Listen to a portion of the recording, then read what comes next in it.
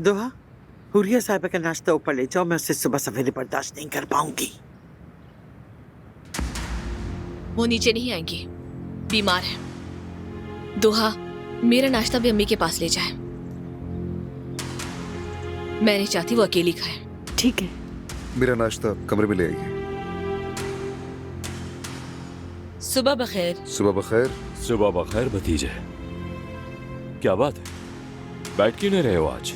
नहीं, मैं नहीं बैठ रहा। ये बताइए सोहा की तबीयत कैसी है? वो मुझे नजर नहीं आ रही। वो ठीक है ना? वो कुछ दिनों के लिए बहराम के घर गई। बहराम के घर?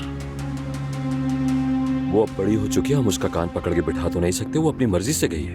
कहीं बहराम उसे धमका तो नहीं रहा? नहीं बेटा, वो लड़की सिर्फ अपनी मर्जी कर रही है। मैं अभी कॉल करता हूँ उसे।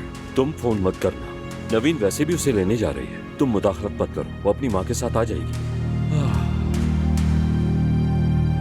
ठीक है, फिर कुछ मसला हो तो मुझे बताइएगा। फिक्र ना करो। सब पूछ रहे हैं उसके बारे में, अगर उन्हें हकीकत पता चल गई तो?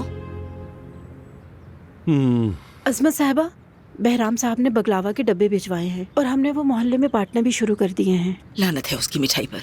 ऐसा ना कहो नवीन, रिस्क है आखिर। बाकी किचन में ले जाओ और सिक्योरिटी गार्ड्स को भी दो। दानिया कहाँ है? वो थोड़ी देर पहले ही वॉक पर गई हैं। वैसे भी अभी कुछ खाया नहीं जा रहा, मुझे जाना चाहिए। कहाँ? सोहा को लेने जा रही है। हाँ, अच्छी बात, बहुत अच्छी। अरे वो आखिर वहाँ कर क्या रही है? उसका शौहर मर चुका है, उसका वहाँ रहना ठीक नहीं है। समझ में नहीं आ रहा। बहराम से नफरत करती थी, वो क्या हो गया? ये एक लंबी कहानी है अम्मी, बहुत लंबी। आप नाश्ता करें। अम्मी। हाँ, वो लंबी कहानी क्या है अब्बास? अच्छा होगा कि तुम मुझे खुद ही बता दो। अरे कुछ नहीं अम्मी। मैंने कहा बताओ अब्बास। यानी ये मामला अलग है और बच्चे का मामला अलग है। नवीन की लंबी कहानी बताओ। यानी अम्मी, बहराम ने लतीफ को अगवा किया था ना? तो फिर?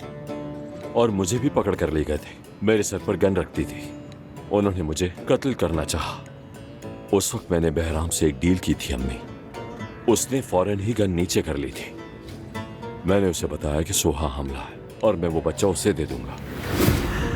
वो उसके बेटे का असल खून है, ये कहा था।